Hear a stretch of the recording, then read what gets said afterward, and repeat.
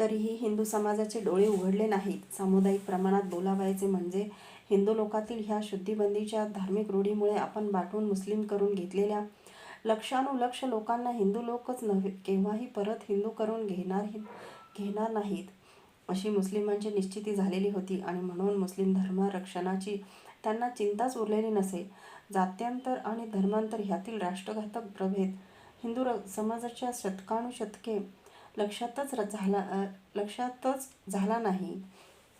हिंदू समाजातील कोणा एका जातीच्या उदाहरणार्थ वैश्य जातीच्या मनुष्याने त्या काळच्या जातीच्या कोष्टकाप्रमाणे वैश्याहून कनिष्ठ समजल्या गेलेल्या दुसऱ्या एखाद्या हिंदू समाजातील जातीच्या उदाहरणार्थ शहरातील शिंपी, भंडारी इत्यादी कोणा मनुष्याशी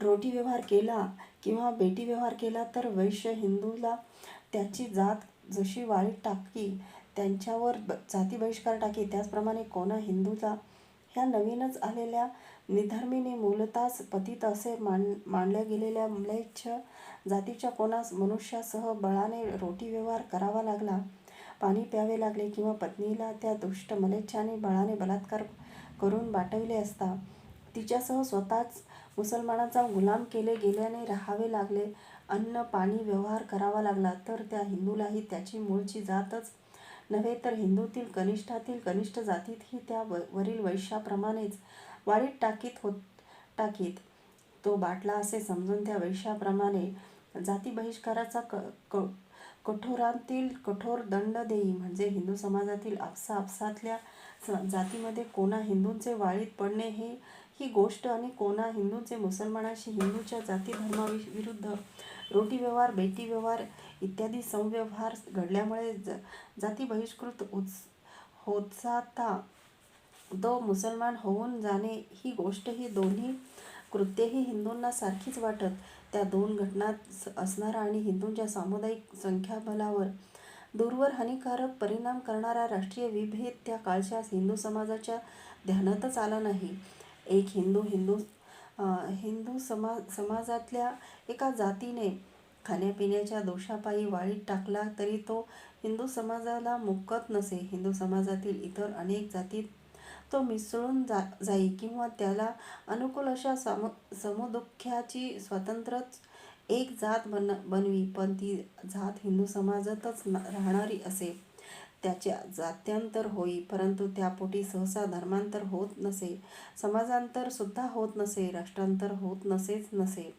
आपापसात रोटी बंदी, बेटीबंदी प्रभृती जातीय धर्माचाराच्या घडणाऱ्या भंगापायी वाळीत पडणारे, जाती बहिष्कृत होणारे ते सहस्रावधी हिंदू समाजाच्या कक्षेबाहेर पडत नसत. वरचेच उदाहरण द्यावयाचे तर त्या जाती बहिष्कृत वैश्याचे वाणीपण पलटले तरी त्याचे हिंदूपण तसेच अखंड राही, अक्षुण्ण राही. अर्थात तशात आपसातील जाती बहिष्कारामुळे एकंदर हिंदू समाजाच्या संख्याबळाची हानी होत नसे. परंतु जेव्हा त्याच रूढीप्रमाणे मुसलमानाने बाटवलेल्या कोणाही हिंदू स्त्री पुरुषांना तोच बहिष्काराचा दंड देऊन हिंदू जाती त्या बाटलेल्या हिंदू लोकांना शुद्धीबंदीची बेडी ठोकून जाती बाहेर टाकी, तेव्हा त्याचे हिंदूपण हिरावले जाई. अशा सहस्रावधी हिंदू स्त्री पुरुषांना वारंवार होणाऱ्या धार्मिक आक्रमणातून मुसलमान लोक सारखे बाटवीत गेल्याने त्या बाटविलेल्या हिंदू स्त्री पुरुषांना हिंदू जातीतूनच बहिष्कृत करीत गेल्याने आणि त्यामुळे त्यांना मुसलमानांच्या धर्मातनी समाजात राहणे भाग पडत गेल्याने हिंदू राष्ट्राच्याच संख्याबळाची भयंकर हानी होत गेली. मुसलमानाच्या धार्मिक आक्रमणाला आणि अत्याचाराला पायबंद घालण्यासाठी म्हणून ज्या जाती बहिष्कार आणि शुद्धीबंदी ह्या प्रत्यस्त्रांचा हिंदूंनी आघात केला, त्यांनी मुसलमानांचा केसही वाकडा न होता उलट हिंदूवर ते करीत चाललेल्या अत्याचारांना आणि बलात्कारांना केवढे उत्तेजन मिळत गेले हे साधारणतः महंमद गझनीच्या काळपर्यंतच्या वरील विवेचनावरून स्पष्ट होत आहे. परंतु तरीही त्यावेळच्या बाटवलेल्या हिंदूंची कोण दुर्दशा होत असे याविषयी अनेक तत्कालीन मुसलमानांच्याच तवारीखातून केलेल्या वर्णनांपैकी केवळ वानगीसाठी एक घटना खाली देत आहो. ज्या हिंदूंना शेकड्यांनी गुलाम करून इराण, तुरान, अरबस्तानाकडे गझनीच्या स्वाऱ्यांच्या काळी धरून नेत. त्यापैकी काही हिंदू लोक व्यक्तिशः वा टोळ्या टोळ्यांनी मुसलमानांना झुकंड्या देऊन कालांतराने पंजाबात पळून येत. त्यावेळी म्हणजे महम्मद गझनी मेला त्यावेळी आणि पुढे 100-1 वर्षे मुसलमानी सत्ता पंजाबपर्यंत येऊन थांबली होती. निदान पंजाब पुढे 100 वर्षे तरी हिंदूंच्या सशस्त्र विरोधाने घुसू शकली नव्हती. पुढे मुसलमानांच्या तावडीतून सुटलेल्या हिंदू गुलामांच्या टोळ्या मुस्लिमांच्या सत्तेखालील पंजाबातूनही निसटून पंजाबला लागूनच असलेल्या आपल्या राजपुतानाच्या हिंदू राज्यात आश्रयार्थ येत आणि मनात आनंद मानीत की सुटलो एकदाचे मुसलमानांच्या कचाट्यातून. आता पुन्हा आपापल्या हिंदू कुटुंबातून, हिंदू देवालयातून, हिंदू समाजातून सुखाने नांदू. हाय परंतु ही त्यांची इच्छाही केवळ मृगजळच ठरे. कारण शुद्धीबंदी त्या टोळ्या त्या हिंदू राज्यात येताच त्यांची पूर्वीची स्वतःची जातच नव्हे पण कोणतीही हिंदू जात त्यांना जातीत घेण्यास म्हणजेच हिंदू धर्मात घेण्यास सिद्ध नसे. कारण त्यांना जाती बहिष्काराचा कठोर दंड ठोठावलेला जो हिंदू एकदा बाटला तो नित्याचाच बाटला. या शुद्धीबंदीच्या मूळ सूत्राच्या आधारे त्या टोळ्यातील स्त्री पुरुषांना त्या हिंदूंच्या राज्यातही जगायची इच्छा असल्यास मुसलमान म्हणून जगावे लागे. पुढे जेव्हा 100-1 वर्षांनी मुसलमानांच्या नव्या नव्या स्वाऱ्या यशस्वी होऊन शेवटी दिल्लीपर्यंत मध्य प्रांतापर्यंत अशा पुढे पुढे घुसत चालल्या तेव्हा त्यांना ह्या अनेक वर्षापूर्वी पळून गेलेल्या हिंदू गुलामांच्या तुकड्या मुसलमान म्हणूनच त्या हिंदू राज्यात नांदताना पाहून मोठे आश्चर्य वाटे. कारण मुसलमानांच्या राज्यात अशी हिंदूंची एखाद दुसरी टोळी आढळली तर त्या काळी हिंदू म्हणून कधी जिवंत राहूच शकली नसती. बळाने वा छळाने केव्हाच मुसलमान केली जाती हा मुसलमानांचा अनुभव, हा मुसलमानी धर्म. पण इथे हिंदू राज्यात बाटलेल्या आणि परत हिंदू धर्मात येऊ इच्छिणाऱ्या हिंदूंना सुद्धा मुसलमान म्हणूनच राहावे लागे. कारण शुद्धीबंदी हा हिंदू धर्म. अशा मुसलमानी धर्माशी लढण्याचा प्रसंग ज्याच्यावर कोसळला अशा हिंदू धर्माचे लाखो अनुयायी या विषम संघर्षात भ्रष्टीकरण करून मुसलमानांनी बाटवले आणि हिंदूंच्या प्रचंड संख्याबळाची अपरिमित हानी केली. यात काय आश्चर्य असेल तर हेच की इतक्या हानीवरच कसे निभावले. मुसलमानांच्या त्या महान संघर्षात धार्मिक काय किंवा राजकीय काय दोन्हीही आघाड्यांवर हिंदूंचा जो घात मुसलमानांनी केला नाही तितका घात हिंदूंतीलच जन्मजात जातीभेदाच्या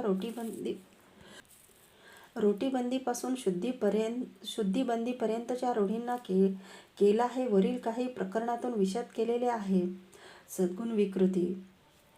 परंतु या जन्मजात जातीभेदाच्या धार्मिक खुळाप्रमाणेच हिंदूंच्या आक्रमक नि प्रत्याक्रमक सामर्थ्यास अगदी लुळे करून सोडणारी दुसरी एक आत्मघातक मानसिक व्याधी हिंदूंच्या नाशास कारणीभूत झालेली होती. मुसलमानांच्या शस्त्राने जे त्यांना करता आले नाही असे हिंदूंचे पराजय हिंदूंच्या अंगी मुरलेल्या व्याधीच्या बेशुद्धीत हिंदूंनी स्वतःच करून घेतले होते.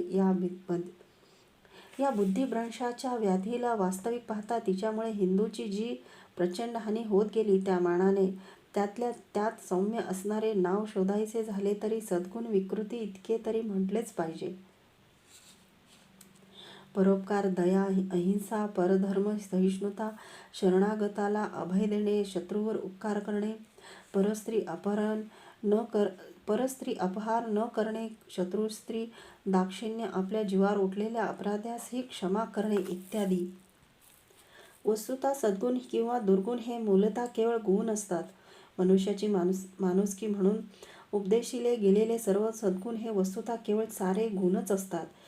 गुणातही एक गुण सर्व परिस्थितीत सद्गुणच असतो असे नाही. संक्षेपतः येथे इतकेच सांगणे पर्याप्त आहे की व्यवहारात नीतिशास्त्रात जरी गुण हा जेव्हा मनुष्यजातीच्या हितास उपकारक ठरतो तेव्हा तितक्याच मर्यादेपर्यंत तो सद्गुण समजला गेला पाहिजे आणि